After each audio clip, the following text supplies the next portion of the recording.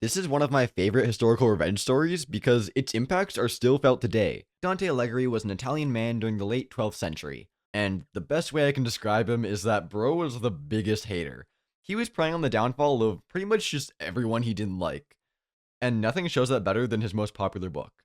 But before that, a little context. When I call him Italian, that's just because he was born in modern day Italy, in Florence. Florence during that time was its own city-state in a political war between two parties that were called the Guelphs and Ghibellines.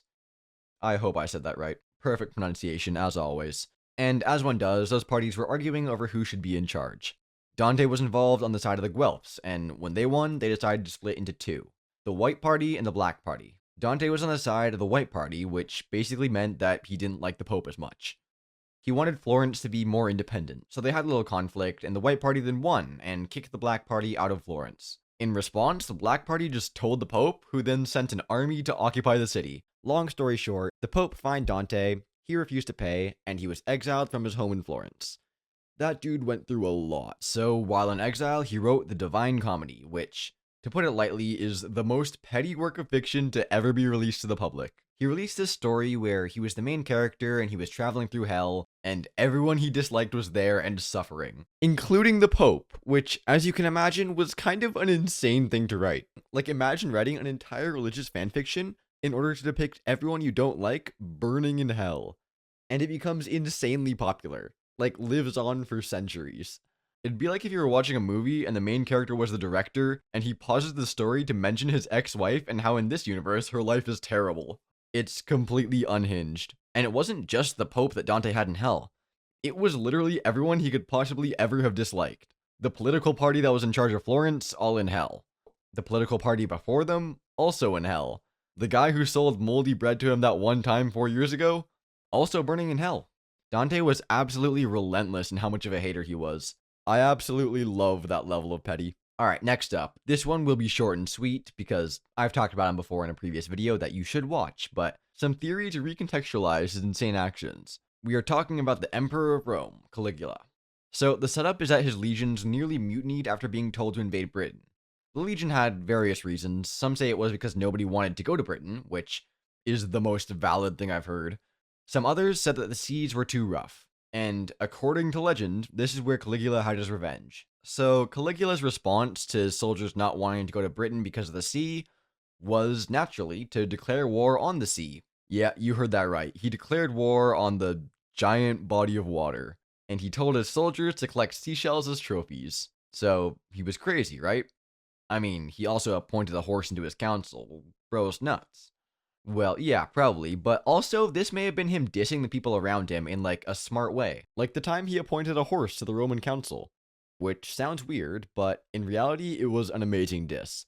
He's basically saying that the council members' jobs could have been done by a horse. Absolute legend. So I mean, why not declare war on the ocean to humiliate your army by having them stab the water and pick up seashells, humiliating them by wasting their time and saying, "Thank God we avoided humiliation," to rub salt in the wound. Caligula really knew how to use unorthodox methods to get revenge on people he didn't like, or who disobeyed him. If you think about his craziness as actually him being extremely petty with a bit of ironic humor thrown in there, he might be my new favorite emperor. Wait, I forgot about all the other stuff he did. Alright, next up, Mael Brigty. So he was a Scottish man during what is assumed to be the 9th century. And this dude was a nobody. I mean, that's because the most notable thing historically about him was his death. Yeah, he died battling a Viking named Sigurd the Mighty. To put that into perspective, Mael was called Mael the Bucktooth. This dude had the worst aura in history. I can't think of anyone else who's this unlucky. So, how'd he die specifically? Well, Sigurd and Mael agreed to a battle. Each side brings 40 men. And it was all going well and it was all set up. Then Mael noticed something. Sigurd's men were all on horses. Sigurd had been raiding for a long time. Mael just assumed he was flexing his cavalry by having all 40 men of his arrive on horseback. But then Mael noticed something else. Each horse had 2 guys on it. Sigurd had brought 80 men instead, and Mael was absolutely on the back foot. But bro kinda stepped up when he turned to his men and said, "Each one of us takes at least one before we can die." Which is badass, but not nearly good enough to make me look past your title being the Bucktooth. Sigurd, of course, easily won the fight, and proceeded to behead Mael. So what does this story have to do with revenge? Well, Sigurd wore his enemies' heads as trophies, that was a thing he did. And Mael's Bucktooth scratched Sigurd's leg, causing it to become infected and killing him. This dude got revenge after dying, and it was all because of his goofy bucktooth. That's kind of awesome the more that I think about it.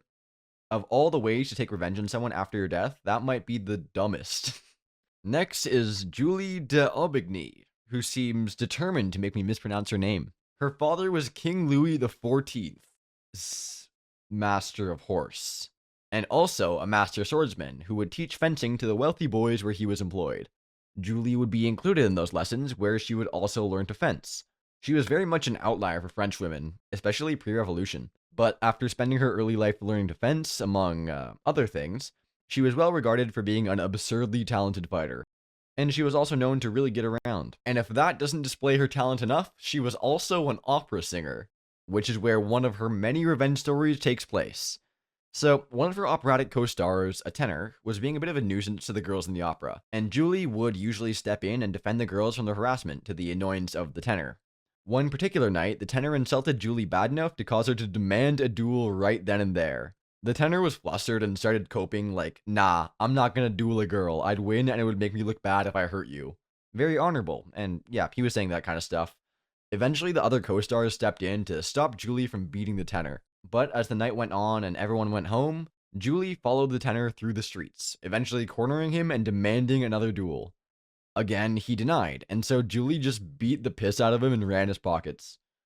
And the next night at the opera, the tenor was reciting how he was mugged by a group of masked men and that they stole his possessions. To which Julie then interrupted his story by giving him his belongings back, humiliating him as it was revealed to everyone that he was lying. I just love that she didn't need to say anything there, just hand him this stuff and walk away. That's truly a class act. Definitely one of my favorite revenge stories. Alright, next up we got Ned Kelly. So Ned Kelly was an Australian bushranger, which is essentially an Australian version of a cowboy, during the latter half of the 1800s. His family was struggling when he was a kid, and the police in the area were either unhelpful or spiteful and corrupt. Due to this, Ned's family was trapped in a cycle of committing crimes to get by, getting caught and fined, being unable to pay the fine because if they had money they wouldn't be resorting to crime to get by, and then getting arrested because they couldn't pay the fine. And the cycle would repeat itself. Ned was not in a good situation, and he would frequently get into fights. One night while he was drunk, the police came to arrest him for disorderly conduct. The next day when he was being escorted to court, a fight broke out between him and 4 other guards. One of the guards, named Tom Lonigan, grabbed and squeezed Ned's family jewels in order to pacify him, which is just not a cool move in a fight. To the bewilderment of the other officers, Ned, who you can presume was not happy about that, was allegedly quoted as saying, "If ever I were to shoot a man, it'd be you," to Lonigan. And then a year later, Ned was on the run from the cops due to a whole debacle involved getting into a fight and possibly shooting one of the officers who would harass his family. Blah, blah, blah, stuff like that. Long story short, Ned was now on the run from the cops a year later. Tom Lonigan and 3 other officers went tracking for Ned. Eventually, 2 officers went to scout, while Lonigan and the other officer by the name of Thomas McIntyre set up camp. And while they were working, Ned and his gang ambushed them. Holding them at gunpoint, they asked what they were doing out there. McIntyre kept his hands in the air and went on record saying that Lonigan reached for his gun and dove into cover. And when he peeked out to shoot at Ned, Ned shot him first, killing him. He followed through on his promise. The lesson being, don't squeeze a man's balls and try to shoot him when you're outnumbered. Like, that fact is not disputed.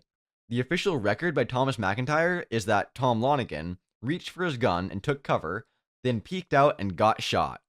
What was his plan? Was he stupid? I don't know.